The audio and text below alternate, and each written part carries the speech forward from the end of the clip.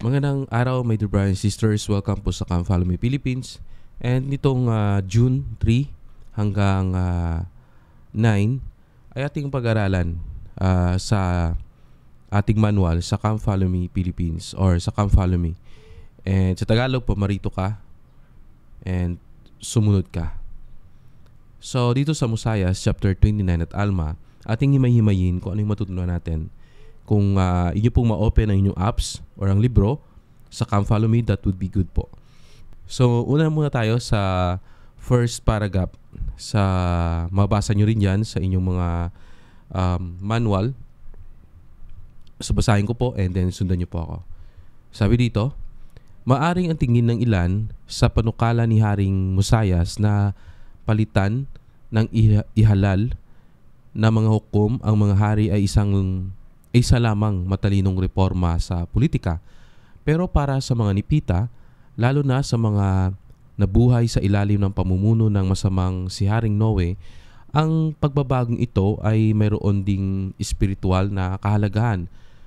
Nakita nila kung paano naimpluwensyahan ng isang masamang hari ang kanyang mga tao at sila ay labis na nanabik na makalaya sa impluwensyang iyon.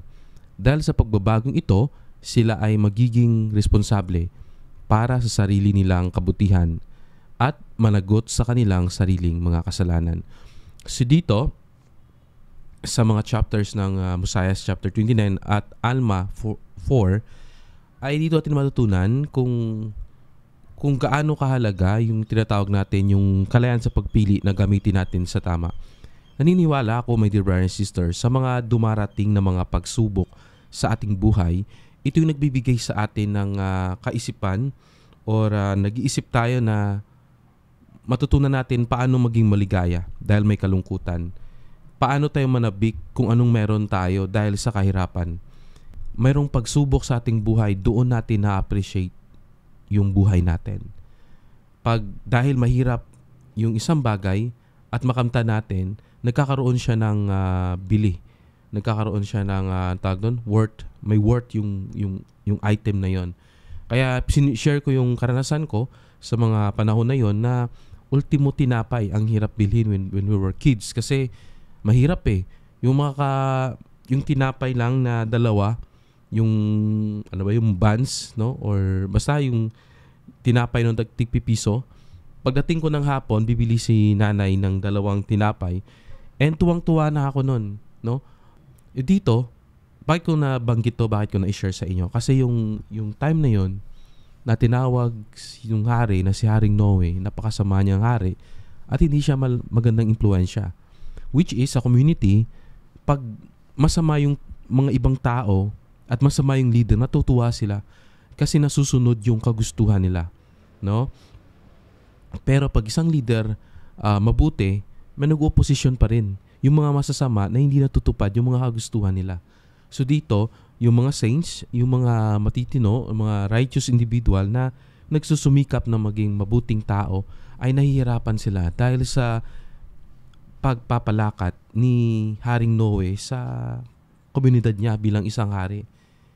And dito, na-feel ng mga individual na sumusunod sa katarungan na ito pala yung feeling kung saan sabik sila na makita yung katotohanan, na maramdaman uli at maranasan yung righteous na leader. So dito napakahalaga ng ating agency. And kung pagsubok na dumarating sa ating buhay ay hindi lang siya parang pahirapan tayo, pero ma-feel natin yung kagandahan. Diba? Yung when we were kids, nagrereklamo tayo bakit naglalakad tayo araw-araw papunta sa school. Pero healthy tayo. Diba? Yung parang wala tayong sakit kasi nag-i-exercise yung katawan natin. Which is wala tayong pera, pambili or pera para na pambayad sa tricycle para makauwi sa bahay, pambayad sa pasahe, di ba? Now, dito ko na-appreciate in this age, habi ko sa edad kong to, meron akong tricycle papunta sa sa school nagtuturo ako. At dito ko naintindihan na minsan yung mga bagay na akala natin nagpapahirap sa atin, ito pa yung tumutulong sa atin. Ito Tingnan nyo yung mga tao ngayon, nagkakasakit, madaling magkasakit, madaling mamatay, sabihin na natin, dahil sa lifestyle. Kasi naglalakad lang yung tao eh. Walang preservatives yung pagkain. Yung kakainin nila, kailangan pa nilang lutuin, kailangan pa silang maghanap. So, andun yung adrenaline, andun yung paging patience natin, naging maganda yung pangangatawan natin. Kaya back then, 90s and 100 yung mga edad ng tao, bakit ngayon bumababa? Dahil lahat instant na eh. Dahil lahat, pwede nang, instead na lumakad, pwede nang sumakay. At ko na-realize na yung paghihirap na yon, kung makita natin scientifically, ito yung tumutulong sa atin. So much for that. Hopefully, sa pampungat pa lang tayo, hopefully, nagbigay po yun ng inspirasyon sa inyo. Maganda din tong podcast na to or paghinig nyo kasi habang ano yung ginagawa nyo sa buhay ngayon, ay parang mayroon kayong kakwentuhan. At ako din mayroon akong kakwentuhan na sabi ko, mas gusto ko to kasi sa free time ko, mas nakakapagkwento ako, nakapagsalita ako, at magagamit ko yung oras ko na ma-inspire din yung mga brothers and sisters ko. So, basahin natin sa Mosiah chapter 29 to 38. So, ito po yung verse na angkop sa first paragraph. Sabi dito, and I quote, sa makatuwid, tinalikdan nila ang kanilang pagnanais para sa isang hari at naging labis na nanabik na ang bawat tao ay magkaroon ng pantay na pagkakataon sa lahat ng dako ng buong lupain. Oo, at ang bawat tao ay nagpahayag ng pagkukusang loob na managot sa kanyang sariling mga kasalanan. Sana ganito yung ating mindset, yung sabi dito sa Mosiah, no? Na pantay-pantay sa pagkakataon sa lahat ng dako ng buong lupain. Yung pantay-pantay tayo, kahit mahirap, mayaman, yung pagtrato ba na inaako yung mga bawat kasalanan, hindi yung may kasalanan, tapos pag dahil may pera na parang nabubura lang, pero yung mahihirap, di ba? Common yun eh. And masabi ko kasi part lang yun ng opposition dito sa mundo. Hindi man natin makikita o maramdaman o matanggap yung justice at yung tama, pero naniniwala ako na merong Diyos ang mundo. At alam niya ang bawat ginagawa natin. Alam niya kung ano yung nararapat para sa atin. Kaya encourage you, my dear brothers and sisters, non-members man or member ng simbahan, especially sa mga members, na stand natin yung ating pagiging member sa lahat ng oras. Sa lahat ng oras, sa lahat ng panahon, at sa anumang lugar. No? Alam ko minsan nadadala tayo kasi nahihiya tayo, wala tayong choice. Pero paglabanan natin. Hindi man tayo perpekto, pero pinaglalabanan natin. That we could be proud of by telling our Heavenly Father, sa mga oras na yun, na yun, ay tumindig ako para sa iyo. No, ginawa ko yung tama. Hindi ako nagpadala sa tukso. Hindi ako gumagawa ng mga bagay na kung ano lang yung makikita ng mata. Kasi marami sa atin, sabihin na natin, na kung hindi nakikita ng ibang tao, ginagawa natin mali. Hindi po yung obedience. Disobedience po yun. Ninihiwalay natin yung simbahan at yung personal natin. Halimbawa, Sunday, member ako ng simbahan. Pagdating ng Lunes, gawa ako ng mga hindi magandang bagay kasi hindi naman Sunday. Hindi natin pinamumuhay ang salita ng Diyos. Na kailangan na gawin natin ito. No? Natanggapin natin yung pagkakamali natin sa ating sarili. Hindi lang dahil na nahihirapan tayo. No? Hindi lang dahil na wala tayong choice. Pero alam ko, my dear brothers, mayroon tayong choice. And sabi ko nga, hindi man tayo perfecto na lahat ng oras makakatayo tayo sa tama. Pero magsumikap tayo na sundin yung tama. Kasi yung ibang tao, disciple ka ni Jesus Christ, and then, ayan yung ugali mo. In that moment, nagkamali ka. But ito ba yung basihan? Na yun na ba yung pagiging ikaw sa buong buhay mo? Sana hindi magiging definition yung pagsabi nila sa iyo na ganun. It will refine us to change na, thank you, brother or sister, sa pag-correct sa akin na nakita nyo ako, nakagawa ako ng mali. But next time or this time, gagawin ko na yung tama. And then, gumawa ka ng tama, nagkamali ka uli, or na-tempt ka uli. At least gumagawa ka ng tama. Sa second paragraph, pagpatuloy po tayo at samahan niyo po ako sa pagbabasa. And I quote, "Mangyari pa ang katapusan ng pamumuno ng mga hari ay hindi nangangahulugan ng katapusan ng mga problema sa lipunan ng mga nipita. Sinuportahan ng mga tusong tulad ni Nihor at Amlikay ang mga maling idea. Inusig ng mga walang pananampalataya ang mga banal at naging mayabang at tumalikod sa simbahan ang mga maraming miyembro ng simbahan. Pero ang mga mapagpakumbabang alagad ng Diyos ay nananatiling matatag at hindi natitinag sa kabila ng nangyari sa paligid nila." So dito ating matutunan na kung saan sinabi dito sa Camp Follow Me lesson na handbook natin or ating module na kahit na magpalit-palit pa ng mga hari ay hindi mawawala ang problema sa lipunan natin dito sa kanila, no, sa kanilang lipunan. And lalo na sinuportahan ni Nihor at ni Amlikay ang mga maling idea. Kasi sa buhay natin, my dear brothers and sisters, may mga hindi talaga mawawala na yung mga problema hindi lang nanggagaling sa labas, kundi sa ating pamilya may mga problema. Saan nagsisimula? Minsan sa loob ng pamamahay, yun yung mga mahirap. Kasi once na sa loob ng pamamahay natin, hindi tayo ganun katatag or may mga problema, maapektuhan yung sa labas. Pero ating pansinin, pag sa loob ng bahay, kasi yun yung comfort zone natin yun yung ating Zion, yun yung ating masabi kong little bit of heaven here on earth. Pag doon masaya tayo, pag doon nakaramdam tayo ng paraiso, nagkakaintindihan, kahit gaanong problema na meron sa labas, pag uwi natin sa bahay, nakakaramdam tayo ng comfort, nakakaramdam tayo ng peace, parang iniiwan natin yung mga problema sa labas. Tingnan nyo, kahit gaano kaganda yung araw mo sa labas, pag uwi mo, pag meron kayong di pagkakaunawaan ng kasamahan nyo sa bahay, asawa mo, mga anak, no, tatay, nanay, nagkakaroon ng parang andun pa rin yung problema. At pag hindi natin nare-resolve yun, habang tumatagal, lumalaki. At hindi na tayo nakakaramdam ng komportable at peace sa loob ng ating pamamahay. So therefore, makikita natin dito na lahat ng bagay mayroon talagang oposisyon. And lalo na sa labas, pag merong mga tao na sumusuporta sa mga kasalanan tulad sa nangyari dito. Now, as we compare this sa atin na marami ang tumalikod sa simbahan, pero yung mga miyembro na mapagpakumbaba at matatag, hindi sila natitinag. So, bigyan natin ng emphasis yung dalawang keyword na to, yung mapagpakumbaba and nanatiling matatag.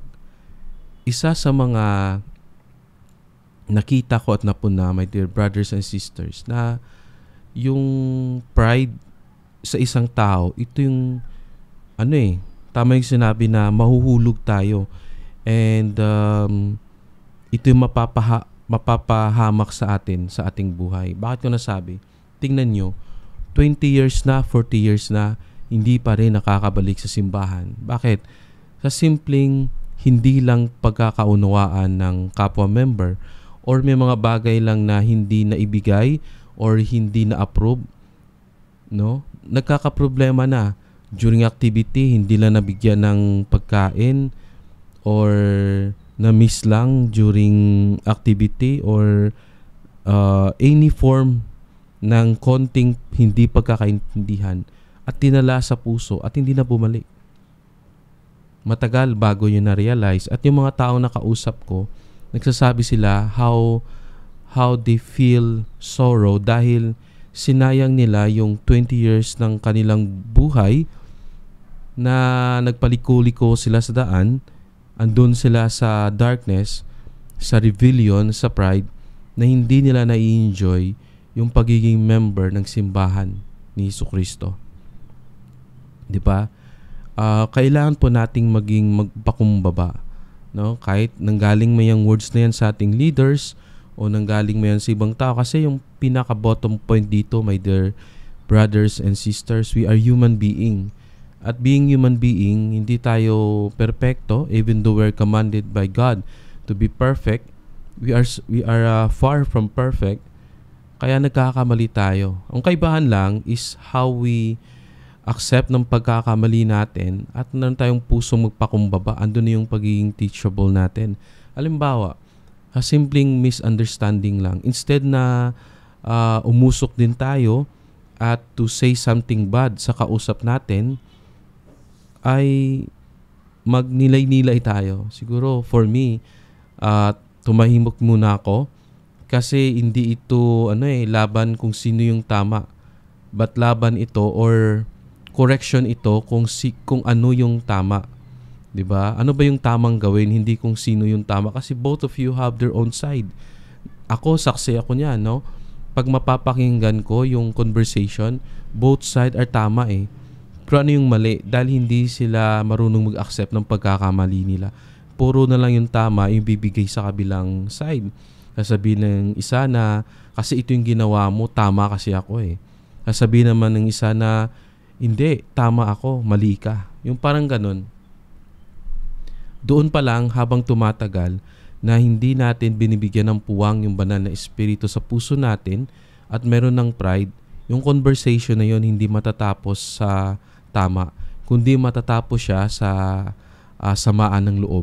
And ang worst ba is maapektuhan yung ating spiritualidad. No? Kailangan natin magpakumbaba. Just say lang na thank you or accept your fault, kasi later on the Holy Ghost, siya yung magpupuno sa mga kakulangan.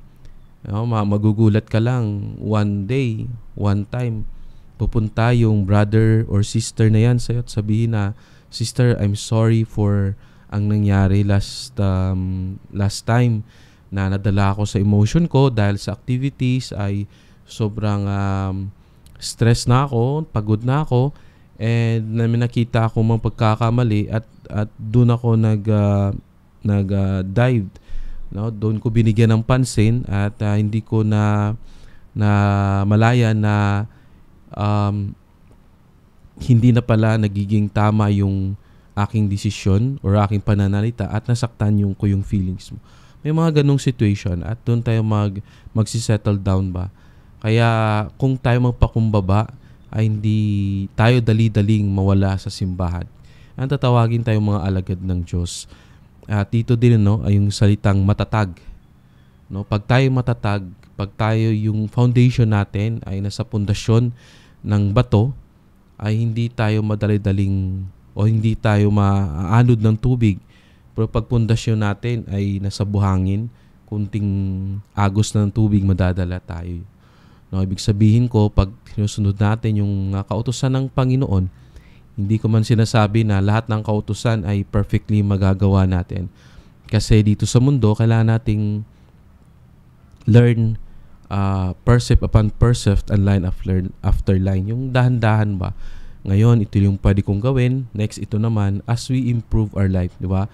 Kung grade 1 tayo, nagsimula tayo sa grade 1 hanggang grade 6. Grade 6 hanggang high school hanggang college.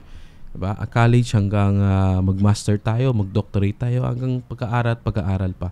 Ganun siya sa buhay. Kung sa buhay naman natin, bata tayo, hanggang naging teenager tayo, hanggang nagkaroon tayo ng asawa, hanggang tumanda tayo, hanggang makagraduate tayo sa mundong ito. So, ganun siya. Kailangan na maging matatag tayo, line upon line. Kaya, kailangan, especially sa mga pagsubok ngayon, ay sabi ko nga, pag wala na tayong masasabi na tama or maganda, if na-feel natin na during conversation nawawala na yung banal na espiritu dahil sa mga medyo hindi na maganda yung ating sinasabi, no? Nadadala na tayo sa kasi ganun eh. Pag nadadala tayo sa ating conversation and minsan pinag-uusapan na natin yung buhay ng ibang tao. So I think it's time for us to think and to ponder and to say na kailangan ko nang huminto, mag-stop and to stop the conversation and to excuse yourself para makaalis ka na. Di ba? Another time na naman. So alam ko, my dear brothers and sisters, na maganda to, no, yung ating pinag-aralan ngayon sa second paragraph. And basahin na natin yung Alma chapter 4:15 to sa Alma chapter 4 verse 15. At ngayon ito'y nangyari na si Alma matapos makita ang mga paghihirap ng mga mapagpakumbabang tagasunod ng Diyos at pag-uusig na ibinuntun sa kanila ng mga nalalabi sa kanyang mga tao, at nakikita ang lahat ng kanilang hindi pagkakapantay-pantay, ay nagsimulang labis na malungkot. Gayunpaman, siya ay hindi binigo ng Espiritu ng Panginoon. Dito, nakaka-relate dito yung mga leaders ng simbahan na kung saan sila yung tumitingin sa mga miyembro na ito yung ginagawa ng mga tao na mga masasama, no, sa matatapat, pakumbabang miyembro ng simbahan, at nararamdaman nila yon. Doon tayo nakakaramdam ng comfort sa kanilang mga counsel sa ating buhay, pagbibigay nila ng comfort blessing sa atin, at yung banal na Espiritu. Siya yung magko-comfort hindi lang sa mga leaders ng simbahan, ganoon din sa mga miyembro ng simbahan. Na kapit lang tayo. Huwag tayo maghiwalay sa rod of iron, kasi naniniwala ako na yung pagmamahal ng Panginoon ay hindi mawawala sa ating buhay. Tutulungan niya tayo, no? He is always mindful, iniisip niya tayo parati, and para sa ating progress, yung mga pagsubok na dumarating sa atin. Kasi alam ng Diyos kung kailan na kailangan na natin ng tulong. Hindi madaling mabuhay sa mundong ito. But we made covenants to our Heavenly Father before tayo pumunta sa lupa na kakayanin natin ito. And dito ay para sa ating progression dito sa mundo. So basahin naman natin ang Alma chapter 1 verse 25. Samahan niyo po ako sa pagbabasa sa inyong aklat or sa apps na inyong cellphone. At ngayon, ito ay naging isang malaking pagsubok sa mga yaong nananatiling matatag sa pananampalataya. Gayunpaman, sila ay naging matatag at hindi natitinag sa pagsunod sa mga kautusan ng Diyos, at kanilang pinasan ng may pagtitiis ang pag-uusig na ibununtun sa kanila. No, dito kasi yung nabasa natin is chapter 4. Bumalik tayo sa chapter 1. Nagustuhan ko yung nabasa ko dito na hindi sila nawalan ng pag-aasa, at yung pagtitiis, yung patience nila at yung sakripisyo nila andon. Sabi ko nga, ito yung yung kaibigan natin, yung time, hindi siya kaaway. Kasi yung patience is a matter of bakit matagal dumating, no? Bakit hindi ngayon, no? And masabi natin na kailangan nating maghintay. Kailangan nating magtiis. Kasi pag dumating na yung opportunity na yon, yung blessing na yon, talagang matutuwa tayo kasi inantay natin ng matagal. Di ba? Yung parang nagsakripisyo tayo, at doon natin mararamdaman yung total joy, ang taas ng level ng joy, no, ang kasiyahan sa puso natin. Isa sa mga halimbawa dito, after ng baptism, gusto talaga nating pumunta sa templo. We want to go to the temple para ma-sealed, kasi matagal tayo naging investigator, di ba? Halimbawa, naging investigator tayo ng 3 years, at kasi strong tayo sa ating paniniwala. Nang we found out that the church is true, ng simbahan ay totoo, napabinyag tayo, and then now, the veil is open na talagang gusto nating pumunta sa temple. Pero kailangan natin maghintay ng 1 year. At sabihin natin, bakit ang tagal? Worthy naman ako, di ba? So bakit hindi ngayon? So sa paghintay natin ng matagal na panahon, doon natin na-appreciate. Hanggang dumating na ang araw na yon, nag-attend tayo ng mga temple preparation class, no? Talagang masipag tayo mag-ministers, papakumbaba tayo, we follow God's commandments, and so on and so forth. Nag-enjoy tayo sa buhay natin hanggang dumating ang moment na yon. Yung pagpunta mo pa lang sa temple, excited ka na. Yung parang sabik ka na pumunta doon, you're nanindig yung balahibo mo, di ba? You feel na ito na yung moment hanggang na-sealed ka ng family mo.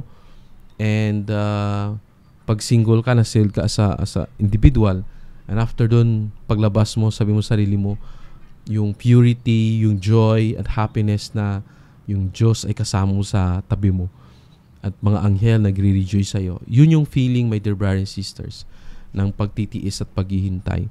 So, even though na ganun yung buhay, we need to enjoy and we need to have faith sa mga natutunan ko ngayon, sa panonood, sa mga podcast, panonood din sa ibang mga videos. Sabi ko, tama yung mga some insights na sinasabi na kahit na anong gawin natin sa mundong ito, without Christ, we are nothing. No? Kasi pag nawawala tayo ng patience sa buhay natin, it's just telling na hindi tayo nagkakaroon ng tiwala sa Diyos. Kasi alam niyo yung perfect timing. Yung parang just give your burden to God. Ibigay natin sa Panginoon yung burden sa Kanya. Ibigay natin, i-impart natin, God, hindi ko kaya yung load na to sa buhay ko. Tulungan niyo po ako. So, i-impart natin yung burden na yun. Maramdaman natin na nagiging magaan yung buhay natin. No, habang gumawa lang tayo ng tama. Gumawa lang tayo ng makabubuti para sa ating pamilya. Maging tapat tayo sa kapwa natin. Doon ko natutunan na yun bang about work and about family, na bakit tayo nagtatrabaho? Nagtatrabaho tayo para sa pamilya natin. No? So yung family comes first siya. Hindi yung unahin natin. Yung parang nagiging slave na tayo ng trabaho. Nakakala natin para yun sa pamilya natin. But nalimutan natin yung first thing bakit tayo nagtrabaho, para yun sa pamilya natin. So, napakaganda yung pag-aaral ng Come Follow Me every week at napakaganda na matutunan natin ito kasi nasi-sharpen yung mind natin, yung mga bagay na mga less important na bibigay na nalalagay natin sa less important, sa pinaka-least, at yung mga mahalagang bagay na nalalagay natin sa first, no? Kaya maganda to. So dive in na po tayo sa unang topic natin ngayon. Yung maaari akong maging mabuting impluwensya sa aking komunidad. Sa pagpapatuloy, my dear brothers and sisters, andito na tayo sa unang paksa. Ang pamagat ay maaari akong maging mabuting impluwensya sa aking komunidad. Now dito sa Alma chapter 2, 1-7, i-summarize ko lang, no? Pero pwede niyo po siyang basahin, na kung saan lumabas dito si Amlikay na gusto siyang maging hari. And dito nagpahayag siya ng kanyang statement. And maraming taong dumalo sa lupain para makinig sa kanya. Habang nagpapaliwanag siya, ay hindi sumalingat ang mas nakakarami sa kanyang mga gustong gawin, no, sa lupain. Like, halimbawa siguro, yung sabi natin sa politika, yung report, yung plataforma niya. Ito yung gusto niya, mga plano niya. And yung mga plano niya ay kasamaan. May mga kakaunti na umagri sa kanya sa kanyang plano, pero halos lahat. Dito malalaman natin na matutunan na kung saan iba pala pag ang komunidad ay tapat and sinusunod yung mga kautusan ng Panginoon. Kasi hindi dali-daling makuha sa pera, sa sulsol o sa anumang bagay na pwedeng makakaapekto sa hindi lang sa pangkasalukuyan kundi sa hinaharap. And ako ay parang nabuksan yung aking mata kung saan nakita ko yung mga generation ngayon hindi na mabubulag, no? Hindi na ganun. Na dahan-dahan namumulat tayo na hindi na tayo madadala sa pera. So kailangan na yung tulad dito sa sa sulat ni Mosias sa sulat sa Alma chapter 2 verse 1-7. Andito sana yung ating puso sa matuwid. Na alam ko pag yung komunidad ay magsama-sama ay ma-impluwensyahan niya. No, ma-impluwensyahan niya yung kabutihan na manaig rather than sa kasamaan. So dito hindi nagtagumpay si Amlikay sa kanyang plano at nanaig yung kabutihan. And basahin natin sa Mosiah chapter 29, verse 26 to 27. Ngayon, hindi pangkaraniwan na ang tinig ng mga tao ay nagnais ng anumang bagay na salungat sa yaong tama. Subalit pangkaraniwan ito sa kakaunting bahagi ng mga tao na nagnais ng yaong hindi tama. Kaya nga, ito ay inyong sundin at gawin. Itong inyong batas ang gawin ang inyong mga gawain sa pamamagitan ng tinig ng mga tao. Di ba? Parang hindi siya pangkaraniwan tama yung sabi dito. Kasi karamihan nangyayari sa sanlibutan ngayon na kung ano yung kung ano yung makakabigay ng pleasure ay doon sila sumasang-ayon. Pero dito hindi kasi bukas yung isip at naging wise yung mga tao dito sa pagpili ng kabutihan. Sa pagpatuloy sa verse 27, samahan niyo po ako pagbabasa, and I quote, "At kung dumating ang panahon na piliin ng tinig ng mga tao ang kasamaan, sa panahong yaon ay sasapit sa inyo ang mga paghatol ng Diyos. Oo, sa panahong yaon ay dadalawin niya kayo sa pamamagitan ng malaking pagkawasak, maging tulad ng pagdalaw niya noon sa lupaing ito." Diba? Ito yung corresponds kasi parang warning na pag hindi natin susundin yung kautusan ng Panginoon, dadalawin tayo ng pagkawasak tulad ng pagdalaw niya noon sa lupaing ito. Sa panahon nila ni Alma. Nararanasan natin ngayon sa environment. Grabing init ngayon sa Pilipinas. Noon nagkaroon ng El Nino pero hindi ngayon Parang every year, no? Hopefully magbago, no? Pero makita natin may ulan na sobrang hindi na maganda, may mga bagyo na sobrang lakas na. Sa init naman talagang matutuyo na yung lupa.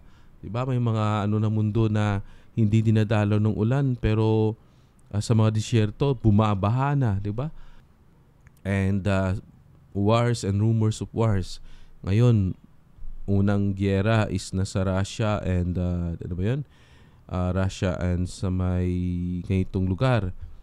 Pumasok yung Israel, 'di ba?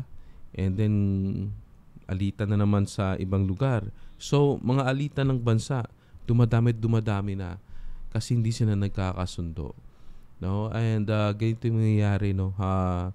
Isa nga natutunan ko na na yung tao, meron siyang kapangyarihan na buhayin ang mundo and meron din siyang kapangyarihan na sirain ito. Kasi tayo lang naman na nang sumisira. Kung titingnan natin yung mundo, no? Pag meron tayong tag doon sa Google Map, no? Pag itaas natin yung view sa upper part, yung isang bansa noon, sabihin natin sa Pilipinas, makita natin puro green Pero dahil sa sobrang dami ng mga tao, yung green na yon, makikita mo sa isang city, kakaunti lang yung mga puno, lahat puro bahay na. So nagiging sobrang init. Yung parang ganun dahil doon sa mga sobra-sobra na yung ating paggawa ng hindi maganda sa mundo. Like dito sa amin, before may mga ektarya-ektaryang mga tanim na mga kahoy na mangga. And pagdaan mo doon, kasi noon, way back 2004, nag-aaral pa ako ng college. Kasi hindi ako nakatira sa city na to, nakatira ako sa malapit sa dagat. So pagpapasok ako sa lugar na to, sa city, sa daan kasi sa sa main road, papasok dito, ay kaliwa, ay sobrang daming mga tanim ng mga mangga, ektarya. Pag dumaan na papasok na, malamig na yung feeling mo. No? So ganito sana, no? And kung makita natin na kailangan na alagaan natin yung ating komunidad, yung ating sarili, yung pamilya natin. Dito, sabi ko nga bakit nangyayari yung mga pagbabago ng environment, ng mga tao, dahil para makita natin ang kahalagahan ng pag-aalaga sa environment. Ganun din pag-aalaga sa katarungan, pag-aalaga sa katwiran, ano yung matuwid. And as we stand kung ano yung tama, makita natin yun, ang pagbabago sa ating buhay, sa ating community. Ganun sana, no, yung ways natin. Natitingnan natin ang future ng mga anak natin. So, pwede tayong maging mabuting impluensya. Magsisimula po yun sa ating sarili, sa ating pamamahay, sa ating sarili una, sa pamamahay natin, and then sa ating community. Alam ko po na in this way, makita natin yung light na nagsispread siya sa ating sarili, sa ating pamilya, and then sa simbahan, sa community, magsispread yung light na yun at maiwasan natin yung mga kaguluhan at hindi mananaig yung kasamaan. So my dear brothers and sisters, dito na tayo sa kasunod na ating tatalakayin. Samahan niyo po ako. And I quote sa pagbabasa, matutulungan ako ng salita ng Diyos na makilala ang maling doktrina. So, basahin natin yung unang paragraph. Bagamat kalaunan ay inamin ni Nihor na mali ang itinuro niya. Patuloy na nakaimpluwensya ang kanyang mga turo sa mga Nefita sa loob ng maraming taon. Sa palagay mo, bakit ginusto ng mga tao ang itinuro ni Nihor? So dito, matutunan natin na kalaunan ay inamin ni Nihor na mali yung mga itinuro niya, pero sa mga tao na sumasang-ayon sa kanya ay nanatili yung mga maling turo na yon. Basahin natin sa Alma, chapter 1, verse 2 to 6. Kung bakit ginusto ng mga tao, ibang mga tao, ang mga turo ni Nihor. At ito ay nangyari na sa unang taon ng pamamahala ni Alma sa hukumang luklukan. May isang lalaking dinala sa kanyang harapan upang hatulan, isang malaking lalaki, at nakilala dahil sa kanyang labis na lakas. At siya ay lumibot sa mga tao, nangangaral sa kanila ng tinatawag niyang salita ng Diyos. Nagpapatotoo laban sa simbahan. Ipinapahayag sa mga tao na ang lahat ng saserdote at guro ay nararapat na maging tanyag at nararapat na hindi gumawa sa pamamagitan ng kanilang mga kamay, kundi nararapat silang tustusan ng mga tao. At nagpatotoo rin siya sa mga tao na ang buong sangkatauhan ay maliligtas sa huling araw at na hindi nila kinakailangang matakot ni manginig. Sa halip ay maaari nilang itaas ang kanilang mga ulo at magalak sapagkat nilikha ng Panginoon ang lahat ng tao at Kanya ring tinubos ang lahat ng tao at sa katapusan ang lahat ng tao ay magkakaroon ng buhay na walang hanggan. At ito ay nangyari na itinuro niya ang mga bagay na ito ng husto kung kaya't marami ang naniniwala sa kanyang mga salita. Maging sa napakarami kung kaya't nagsimula silang tustusan siya at bigyan siya ng salapi. At nagsimula siyang may angat sa kapalaluan ng kanyang puso at magbihis ng napakamamahaling kasuotan, at nagsimula ring magtatag ng isang simbahan alinsunod sa paraan ng kanyang pangaral. And end quote. So dito matutunan natin sa simula pa lang na kung saan dito ay naglibot siya sa isang malaking tao at dinala siya sa harapan ni Alma para husgahan. So yung tao na ito ay nagturo siya na dapat yung mga saserdote ay kailangan na bigyan ng sahod ng mga tao. Dapat hindi sila magtrabaho. No? At nagpatuo din siya sa verse 4 na maliligtas sa huling araw na walang maiiwan. Lahat tayo maliligtas. So, ito yung unang ang mga turo ni Nihor na una ay kailangan yung mga priest or yung mga nagtuturo ng salita ng Diyos ay kailangan may sahod. Ito yung unang sabi niya. Pangalawa ay lahat ng tao ay maliligtas sa huling araw at walang may iwan. No? Parang hindi ko na kailangan mag-repent at hindi ko na susunod sa mga kautusan ng Diyos kasi dito sinabi niya sa 4 na lahat ng tao ay maliligtas. So dahil dun sa kanya, yung mga individual na gumagawa ng kasamaan ay parang nag-agree sa kanya At dahil nag-agree sa kanya at dahil gusto ng mga tao 'tong makinig, yung mga iba na gumagawa ng kasamaan ay ang nangyari na sinuportahan siya sa kanyang ginagawa at binigyan siya ng salapi. And dahil doon ay nagtayo siya ng sarili niyang simbahan. So kung natin itong ihambing sa panahon natin, dito natin matutunan, my dear brothers and sisters, na sa ating panahon ngayon, um, hindi lahat ng tao ay sumasang-ayon dito. At may mga tao din na sumasang-ayon. Ito yung mga tao na gusto nila yung freedom ba, na gusto nilang gawin kung anong gusto nila. Gusto nilang makita yung isang pamumuno ng simbahan na tatanggapin yung mga ginagawa nila. Yung parang gawin mo lahat ng kasamaan as far na maliligtas ka pa rin sa huling araw. As far magsisimba ka, ay maliligtas ka. Yung parang yun yung mindset ng mga tao. Bakit sinuportahan na sinihor? At kumaita natin sa panahon natin ngayon. Di ba? Yung parang they don't want to work. They just want na kumain. You know? Hindi na kailangan pakita na sumusunod sa Diyos, o hindi na kailangan na gumawa na sumusunod sa Diyos.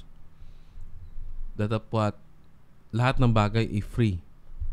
Pwede kong gawin lahat, and in the end, yun yung naging masama.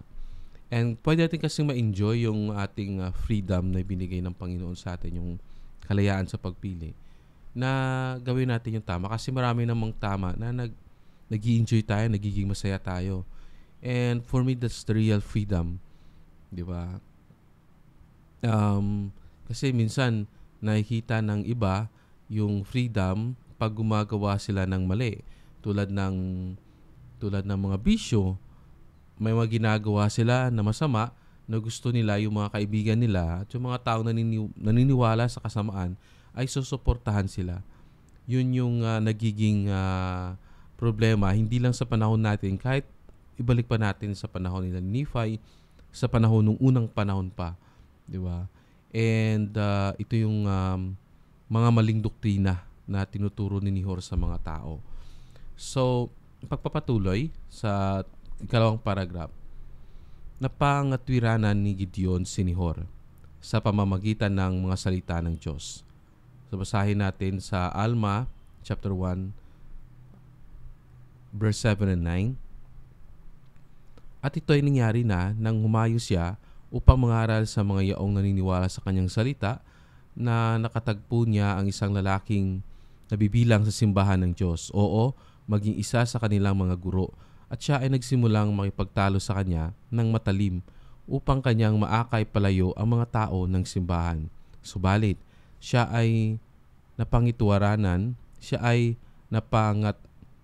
ng lalaki. Pinapaalahanan siya sa pamamagitan ng mga salita ng Diyos. Ngayon, sapagkat siya ay napangatwiranan ni Gideon sa pamamagitan ng mga salita ng Diyos, siya ay napuot kay Gideon at hinugot ang kanyang espada at nagsimulang saksakin siya. Ngayon, si Gideon ay matanda na, kaya nga hindi niya nagawang mapaglabanan ang kanyang mga saksak. Kaya nga napatay siya sa pamamagitan ng espada. No? Nakakalungkot yung nangyari kay Gideon. In the same time, yung kanyang prinsipyo na ipaglaban yung tama and sa pamamagitan ng salita ng Diyos sa verse 7. So, makita natin nagawa ni Gideon na isang guro din na ipagtanggol yung simbahan ng Diyos. Ginagawa niya yung kanyang obligasyon bilang isang guro na mag-stand siya in all place, in all time, in all situation. Nadala-dala natin yon, yung patutuon natin, yung ating natutunan. Kasi my dear brothers and sisters, the more tayong natututo sa banal na kasulatan, the more na-open yung mind natin sa katotohanan, na hindi tayo matitibag. No, pag dumating yung mga panahon na matitwist nila yung scriptures para sa kanilang sariling pang-interes, no, para sa paggawa ng kasamaan. So dito, kahit na ibinigay ni Gideon yung kanyang buhay, ay naging testimony yun na kaya niyang tumindig sa paggawa or sa laban ng Diyos sa kasamaan dito sa mundo. So, my dear brothers and sisters, maganda yung ating pinag-aralan ngayon. Marami ako natutunan. And At dito natin makikita at matutunan na pwede natin i-apply din sa pang-araw-araw nating pamumuhay. Alam ko po na buhay ang Panginoon, buhay ang ating Ama sa langit, at nakita niya tayo. Alam niya yung mga struggles na meron tayo, yung mga sorrow na meron tayo, yung mga pinagdadaanan natin sa buhay. Just hold on lang po tayo kasi yung tulong na galing sa Kanya ay darating po yun. At kailangan po tayo maging patient. At isurrender po natin sa Kanya yung mga ating nadarama ngayon dahil tutulungan niya po tayo. Hindi po easy, hindi po madali ang mabuhay sa mundo, and maraming challenges. Ngayon okay tayo, kinabukasan, and then the next day. Pero pagkasama natin siya, lahat po ay posible. Pagkasama natin ang Diyos na naglalang ng sanlibutan, ang hari ng mga hari. Alam ko ang ibinahagi ko sa iyo totoo, ay ito iniiwan ko sa pangalan ni Jesus Christ. Amen.